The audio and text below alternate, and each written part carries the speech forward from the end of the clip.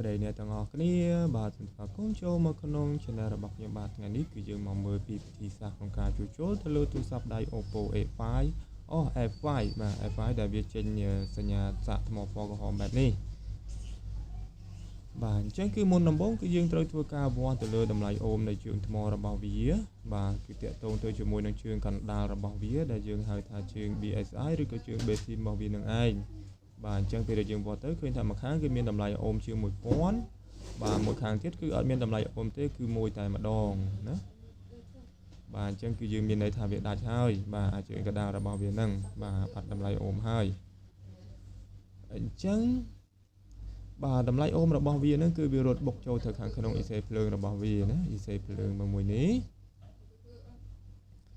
បាទបន្តមកគឺយើងត្រូវធ្វើការលើកអ៊ីសេភ្លើងនឹងចេញដើម្បីត direct ខ្សែដែលបានដាច់ហ្នឹងចូលមក resistance របស់វានេះហើយយើងអាចដឹងថាខ្សែហ្នឹងចេញពីណាទៅណាបានលុះត្រាតែបងប្អូនមានសមា diagram របស់វាសម្រាប់មើលបានអាចយើងដឹងថាវាចេញពីជើងណាទៅជើងណាដែរណា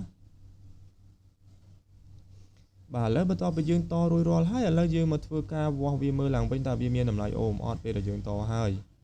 អូខេឥឡូវវាមានតម្លៃអូម814អូមណា814អូមហើយអញ្ចឹងគឺមានន័យថាតម្លៃអូមគឺវាបានចេញពី IC មកវិញហើយអញ្ចឹងឥឡូវយើងធ្វើការដាក់តេស្តដោតសាកយ៉ាងមើលថាតើវាមានសញ្ញាចូលដែរឬទេអូខេឥឡូវគឺខ្ញុំបានធ្វើការដោតសាកតេស្តរួចរាល់ហើយគឺឃើញថាវាមានចូលធម្មតា